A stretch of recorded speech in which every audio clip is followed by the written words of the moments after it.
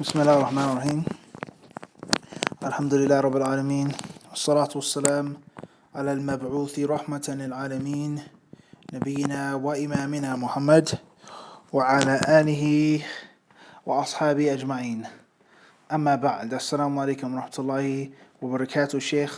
First question, I saw one of your videos entitled Fruits of the Prayer. I've searched online for the PDF and I can't find it. Do you have any recommendations of how I can get the book in English, preferably in PDF, as I'm in the UK? Jazakallah khair. Wa alaikum assalam wa rahmatullahi wa barakatuh. Fruits of the Prayer was a book that we translated some years back. It was published in Philadelphia, Pennsylvania. Since then, the book hasn't been republished. The original copies, I believe, sold out. We only printed a few copies. When I was, at that time, happened to be dealing with that brother who published those books, won't mention his name now. Then I chose to explain the book, walillahi alhamd, on some online classes with some of the brothers and sisters in South Carolina. Sheikh Ibn Uthaymeen, he has a small risala, a small treatise that he is collected in his majmu', in which I decided to translate some years back. Bidhnillahi ta'ala, hopefully we can maybe print the book, maybe making a second publishing, a second print of the book, or even an ebook, or maybe a PDF. I do not have the original PDF anymore, unfortunately. That was years ago. That computer, external hard drive, Allahu alam, where the file is to this day. Inshallah ta'ala, as soon as we, if we find the original link, or if we decide to reprint it, we will try to post it in a forum or a group for you to have access to it. Bi-idhnillahi ta'ala. Question 2. Assalamu alaikum wa rahmatullahi wa barakatuh, Sheikh. May Allah preserve you and bless you. Are temporary separations permissible? Example, if you feel you need some time away from your other half to make a decision on your feeling about your relationship. Wa alaikum assalam wa rahmatullahi ta'ala wa barakatuh. Allah says in Surah An-Nisa, وَالصُّلْحُ خَيْرٌ. Allah tells us that reconciliation is best. Making peace is best. So if both parties are pleased, no one is forced or coerced, no one is displeased, if both parties can agree like two mature, responsible Muslim adults, we need a break. We need to take a breather from each other. I'm not saying I want to divorce you, you want to divorce me. We just need a breather. We need to get ourselves together for some time. Then that's one scenario. But there are other ins and outs with regards to, will this break or this intermission or timeout or this commercial break, halftime, will this be inside of the house? Or will the two spouses actually physically separate from each other, and she lives in an apartment, he lives in an apartment, they're still married, there's no talaq that has been pronounced. If a woman is outside of the house, then there's different ins and outs now. Who provides for her? Who feeds her? His hukuk, his rights, does he still have them? Is she allowed to leave the house without his permission? Allow people into the house without her permission? There are different ins and outs now. Okay. Also, if there's a separation in which there isn't both sides that are agreeing, both sides don't agree, and she says, "I don't want a separation. I still want to be with you," and he says, I don't want a separation. She says, I need a break from you, akhi. I need a time out. I don't want to destroy the relationship yet, but if you keep sweating me or if you keep trying to force the marriage to work, it is going to break. You keep bending the twig, it will snap. So just let it rest for some time. So we have the scenario of inside the house and outside of the house, and then we have the scenario of one party or one side being pleased without the other. So therefore, if both are pleased and it's done inside the house, then bidhnillahi ta'ala, hopefully it's nothing wrong with it. As far as if both parties are pleased and it's done outside of the house, then basically the woman is shedding herself from her rights. She's giving up her rights. You don't have to feed me, protect me, clothe me, fulfill my desires, so on and so forth for this time period. Okay? And the husband as well is shedding his rights. He's agreeing to live by himself for some time. Obviously, she's in a different apartment. She can go where she wants to go, whatever the case may be. So all of these things have to be considered, and they have to be taken into deep, deep consideration before you take a temporary separation. And bi'idhnillahi ta'ala, if you don't have to make a temporary separation, perhaps that's best. Perhaps that's best. But sometimes a person may need a break. A person may need to realize and appreciate what they have, perhaps. So these things have to be understood from both sides, and has to be a balance, and has to be a good deal of common sense. Okay, before we even get into the Islamic rulings, it has to be a good deal of common sense and maturity from both parties. And one of the biggest problems of divorce and separation is lack of common sense, or lack of logic, emotion. And this is one of the wisdoms why Allah Azza wa Jalla has not made the divorce in the hands of the woman. Okay, and this is one of the reasons why the Prophet ﷺ cursed men who imitate women. لَعْنَ الْمُتَشَبِّهِينَ مِنَ الرِّجَالِ بِالنِّسَاءِ. He cursed men who imitate women. And from the imitation of a woman is a man being 101% emotionally driven, and he loses his wisdom and his logic, and he becomes like a woman in which she's emotionally driven. And it's not supposed to be like that. You're supposed to think logically. You're supposed to have common sense. You're supposed to move strategically. All right? Let alone the rulings of Islam. You're not supposed to divorce when you get angry, when you get upset, or when you get jealous. Have some type of tolerance and forbearance. Okay? Let the sweat dry off. Then you make your decision. Khair, inshallah. So all of these things have to be taken into consideration. So common sense is very important. Logic is very important. Being in control of your emotions and not making rash and hasty decisions is very important. And I would say most people who get divorced and who get separated, they do it hastily. They do it out of emotion. They do it out of impulse, and they regret it later on. Wallahu alam.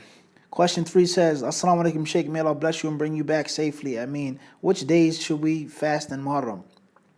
Wa alaikum assalam wa rahmatullahi wa barakatuh. May Allah bless you. And we ask Allah Azza wa Jal to give us that which is best, whether it's me being in America or not.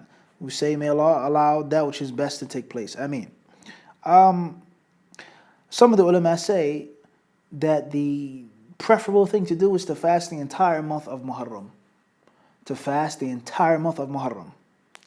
And others, they say that those who do not fast the entire month of Muharram, then they should fast for sure Ashura, the 10th day, and Tasu'ah, which is the 9th day. All right? And there are some ulama who hold the view that a person should fast 9, 10, and 11, or some may say 10 and 11. But that which is authentic, bi'idhnillahi ta'ala, is 9 and 10. Ibn Qayyim rahimahullah, he explains this issue in detail in Provisions for the Hereafter, Zadul Ma'ad in Arabic and in English. He explains the fiqh of Ashura and the fiqh of Muharram. Okay? So the scholars of Islam, they base these views off of the authentic hadith in which the Prophet ﷺ mentions Shahrullah al-Muharram, the month of Allah. Muharram, the month of Allah, and how it is so virtuous to fast the entire month. And if not fast the entire month, then at least the 10th, or at least the 9th and the 10th. That's in brief. Question 4. Can we use words nafs, soul, and self interchangeably, or do they have different meanings? Yes and no. Sometimes they mean the same thing. Ruh, nafs. That's in Arabic.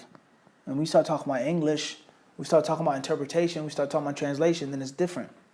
Okay, sometimes the word nafs in Arabic language means blood. Like a woman who's nufasa. Or an-nufisti, the hadith says. The Prophet asked Aisha. Or the ulama, the fuqaha, they say, la nafsa lahu sa'ila. Doesn't have blood that spills like an ant or a fly. It doesn't flow. The word nafs sometimes means physical body, obviously, along with the soul, to fight in Allah's cause, with your wealth, wa anfusikum, and your anfus, your nafs. So the word nafs has different usages. Sometimes it means the same, sometimes it means differently, depending on the context. When we start getting into English and Arabic, then that's a whole different realm. That's an entire different realm when we get into Arabic and English. And oftentimes people, they make mistakes and they make errors by saying you can't say something in English, which is a translation, because of something that's prohibited in Arabic, and it's not the same, all right, or the opposite. Wallahu alam. Question 5, Assalamu alaikum wa rahmatullahi wa barakatuh, Mufti. My question is, what is the best Quran dictionary that is affordable to buy? Do you mean English or Arabic? Please inform, specify. There are dictionaries for the Quran in Arabic and in English. There are many books in English that I've come across which are beneficial. Some of them were printed in the UK. Dar es Salaam has a word-for-word translation of the Quran. Learn the Quran word for word. There are many other dictionaries specific to the Quran and other than the Quran in English. So please specify so we can help you better. Question 6. Assalamu alaikum, Sheikh. Is it the sunnah to fast the day after Ashura? As we previously mentioned, that's the view of some people of knowledge. However, the hadith that states the 11th day, according to my research, is not authentic. It's not authentic to fast it the 11th day along with Ashura.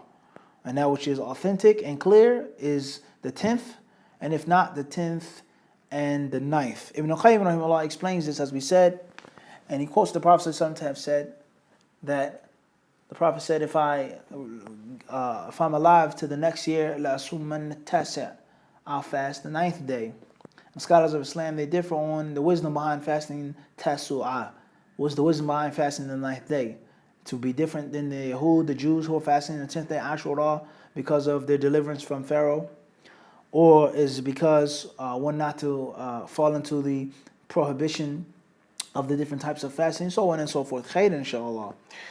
Question 7. Is it okay to sell items with images on them? For example, kente cloth with images of people in traditional African attire. The general rule is that something has an image on it shouldn't be sold. And it shouldn't be worn unless it's a specific type of image, such as an image of something that isn't living, an image of something which is not a real life creature, an image of something which the head and the neck are separated, like this, all right? For example, mathalan, or the image of something which is not being exalted. Rather, it's something that you sit on or something that you step on or lean on, okay? Such as Pampers, baby's clothes, a blanket, things like this, all right? As far as mathalan, you have the alligator emblem, Lacoste or Lacoste, however you pronounce it, different ways of pronouncing it. Lacoste, they have the Polo Ralph Lauren symbol, different things like this. So you may have the Abercrombie finch or whatever, the moose, the elk, different symbols, all right? Does it have eyes on it? Can you see the neck and the head connected? Okay, or if you have like a book bag with your children that has Ninja Turtles on it, or Beauty and the Beast, something like this. Is the Ninja Turtle a real creation? Is it an actual creation of Allah subhanahu wa ta'ala? Is it something which is actually kayin, that is actually in existence? Or is it totally fantasy or imaginative? Allahu alam. What's important is, only Allah knows what's in the sewers of New York City. Allah knows best. What's important is that African attire or any other type of attire that has an image on it, and it's a clear image of a living being with a head and a face that is connected, it should not be worn unless it is defaced or unless it is something that is sat upon and rested upon. But it shouldn't be something that you have on your clothes walking down the street.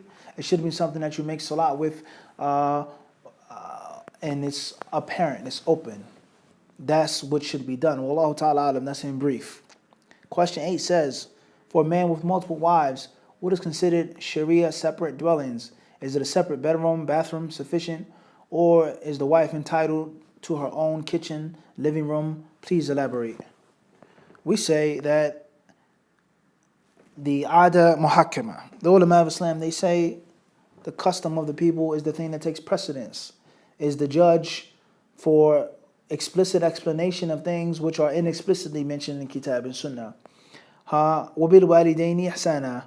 Allah says, treat your parents kindly. So that which isn't mentioned in Quran or Sunnah of kind treatment of parents goes back to one's customs. Where I'm from, you give your mother money. You take her out to dinner. You take out the trash. You bring her some flowers. You take her to breakfast. You fix the basement. You fix the roof. You you sit with her, so on and so forth. That's good treatment of your mother. Another person's culture says, my mother, where I'm from, we hunt an animal. And we bring the animal back and we give it to our mother to cook. That's good treatment where I'm from. And another says, where I come from, we carry our mothers on our backs. Allahu Alam, what people's culture is. What's important is that Islam says treat the parents kindly. and that which Islam does not say to do specifically goes back to the custom of the people. Clear on this? As long as it's not against the Kitab and the Sunnah. So in our customs, what is acceptable? Does a woman like to live in one house with her co-wife, or does she want to have her own apartment? What is considered a living quarters, a bait, a room, a studio? You have your own bathroom, your own kitchen, or is it considered a separate building? Now, so to keep things brief and simple, if a sister is pleased with living in one house and she has her own living quarters, and when it is not her night, she is not in contact with the other wife and the husband, and he sleeps with her in a different room, not together, and she has her own place to use the restroom and to cook and so on and so forth, then that's one thing, if she's pleased with that. But if she says, no, I demand for me to have my own respected and respectable living quarters, then she has to have a separate apartment. How big, how fancy, it has to be a separate apartment. Everybody clear on this? Or a house, whatever is according to her needs and according to his means. So if a man had a 3-bedroom house, 2 bathrooms, an attic and a basement, and there's 2 wives living in his house, and they are pleased with that, and there's 1 floor for one wife, 1 floor for another wife, that's one thing. We can't necessarily say that's haram. Or if it was 1 floor, and it was a curtain, and she sleeps on the sofa and she sleeps in the bed, if she's pleased with that, and there's no one's odor being exposed and so on and so forth, the private affairs, then that's one thing, if they can live in harmony. But the problem is when she isn't pleased, or when a sister signs up to live in the same house with the co-wife, and then later on it turns into a major cat fight. It turns to World War III. And she gets jealous. She sees an article of clothing on the floor. She sees the co-wife's underwear in the bathroom, this and that. The kitchen, they start fighting. And then it's a problem. And the brother says, well, I can't afford another place. And then there's divorce, and there's children, and there's this and there's that. So all these problems have to be avoided. And people have to be realistic and transparent with themselves. If you have that much devotion, if you have that much zuhd, and you, a man has pierced your heart, and you don't care, I live in one house with my co-wife, alhamdulillah, we're not going to fight, then that's a beautiful thing. But if your culture and how you were raised in America, in the UK, and it's unacceptable to live in a house with the man's mother, his sister, let alone another woman that he's having sex with, then don't lie to yourself, don't have fake piety, and be upfront to avoid the major problems later on, and demand a separate living quarters from the beginning. And that's easier, bidnillahi ta'ala, instead of playing the fake pious role. And then we said it turned into a major fight and a major battle in which there's physical abuse, in which there's talaq, in which there's hasad and malice and evil feelings. So we have to be realistic with regards to where we come from, all right, where we're raised from. Us coming from America, it's unrealistic for certain things. For instance, I'm not going to ever eat meat again. I'm just going to eat bread and water for the rest of my life. I want to eat dates and water for that's unrealistic. That's not how you were raised. Okay, that's not your culture. So be mindful of that. But as we said, if they agree on that, and here's a separate place in which they're sleeping with each other, and they can live in harmony, alhamdulillah, there's nothing wrong with that. With those conditions and with those advices, Allah subhanahu wa ta'ala surely knows best. This will conclude our session. Walhamdulillahi rabbil alameen.